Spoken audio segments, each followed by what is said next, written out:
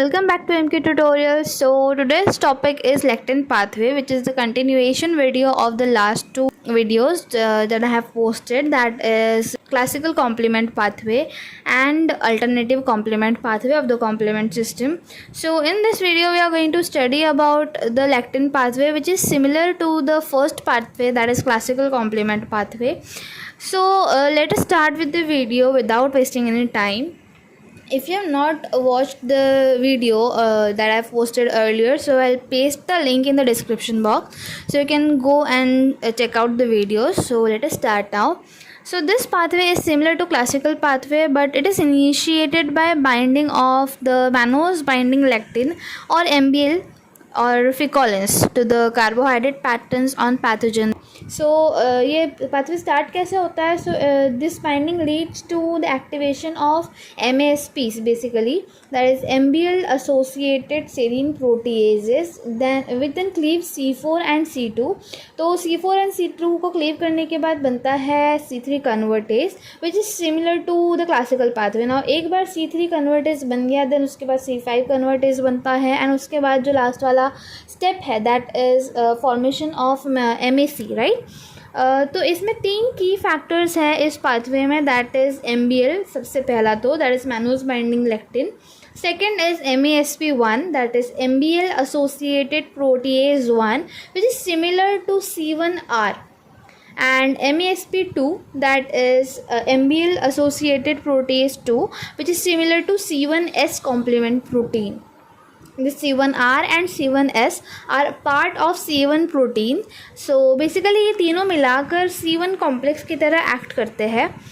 Now MBL, that is mannose binding lectin, basically it is what? तो ये एक ऐसा collective product है जो कि primarily हमारे liver में produce होता है, and it is essential for broad pathogen recognition. That means there are a variety of pathogens that are present in our system, which are which are ingested from various type of sources. So this MBL binds to specific carbohydrate patterns that are present on bacteria, fungi and viruses. तो basically carbohydrate patterns जैसे कि mannose हो गया, glucose हो गया, N-acetyl glucosamine हो गया. Then second main factor जो मैंने बताया था, is ficolin. तो ficolin basically it is there are three types of ficolin, L, H and M ficolin. So this molecule is also recognizes and bind to diverse carbohydrate patterns that are present on microbial surfaces. So both MBL and ficolin ये दोनों एक crucial complex बनाते हैं with MASPs, that is MBL associated serine proteases, that is 1 and 2, and then they start and initiate the immune cascade. Okay, so MASP proteases में जैसे मैंने बोला MASP1 होता है, MASP2 होता है, there is also MASP3. Okay, तो let us study one by one. तो MASP1 एंड MASP2 ये प्राइमरी सीरीन प्रोटीएजेस है जो कि लेक्टिन पाथवे को ड्राइव करते हैं, यानी कि लेक्टिन पाथवे को स्टार्ट करते हैं. And MASP2 it specifically cleaves complement protein C4 and C2. तो C4 जैसे कि हमने देखा था क्लासिकल पाथवे में, C4 जो है वो टूटकर C4A एंड C4B बनता है. सो C4 जो है it breaks down into C4A and C4B. इसमें से C4A जो है वो लाइट होता है, तो वो it moves away from the complement system, and C4B जो है वो रह जाता है.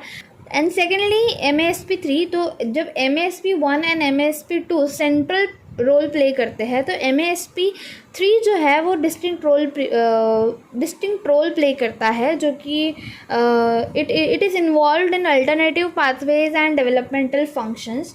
तो बेसिकली इसका लेक्टिन पाथवे में कोई रोल नहीं है, बट इसका दूसरे पाथवे में जैसे कि अल्टरनेटिव पाथवे है उसमें ज़्यादा रोल है.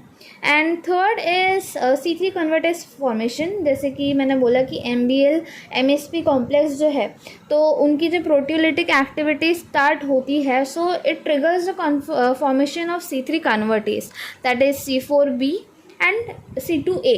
बेसिकली ये दोनों मिलकर, क्योंकि C4B जो है वो मैंने बताया कि it is an heavy protein, वैसे ही C2A it is also an heavy protein. So ये दोनों बाइंड करते हैं and it is in pivotal role for amplifying the downstream immune response. So basically MSP proteases को engine of activation इसलिए बोला गया है because MSP1 and MSP2 they drive the lectin pathway and with the combination of MBL they form C3 convertase. Now step by step activation cascade हम लोग देखते हैं. तो सबसे पहला जैसे मैंने बताया पैथोजन बाइंडिंग होता है. बिना पैथोजन बाइंडिंग के ये पाथवे स्टार्ट नहीं हो सकता. सो एमबीएल और फिकोलिन सबसे पहले रिकॉग्नाइज करते हैं and they bind to specific sugar structure, जैसे कि मैंने बोला मैनोज. एंड ये जो मैनोज होता है it is present on the surface of pathogen which leads to activation of associated MASPs, that is MBL activating serine proteases. The second step is that C4 is cleaved. Now C4 is cleaved into two fragments, that is C4A and C4B. So C4A, as usual, it is an inflammatory mediator. It moves away from the pathway, and C4B is the heaviest part which covalently binds to the pathogen surface. Third step is C2 cleavage and formation of C3 convertase. That means C2 cleavage में क्या होगा कि C2 protein जो है C2 complement protein वो cleave होगा into C2A and C2B. And उसके बाद C4 फ्रैगमेंट जो है C4B फ्रैगमेंट जो है वो बाइंड करेगा C2A के साथ एंड ये दोनों का कॉम्बिनेशन बनाएगा क्या C3 कन्वर्टेज. अभी जो C3 कन्वर्टेज बन गया है यहाँ पर, ये C3 कन्वर्टेज क्या करेगा, फोर्थ स्टेप को एम्पलीफाई करेगा, दैट इज इम्यून एम्पलीफिकेशन.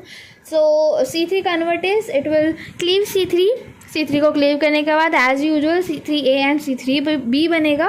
तो C3A जो है it is an light protein, तो it will move away from the part.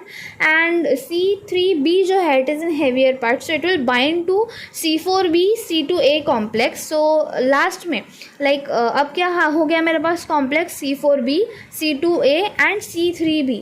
ये तीनों मिलके क्या करेंगे, it will lead to formation of C5 convertase. Now C5 convertase का काम होता है to break down C5 into C5A and C5B.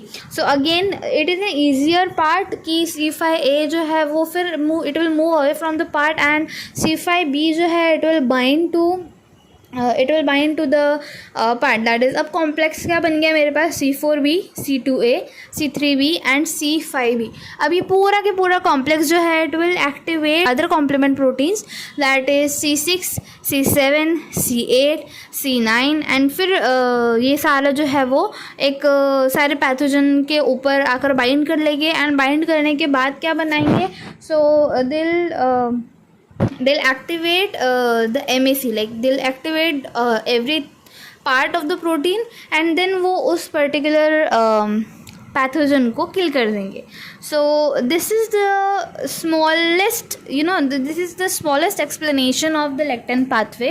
So I hope you have understood this video. If you have any doubts you can mention down in the comment section, and इसके बाद I'll start with other things that are involved in immune system.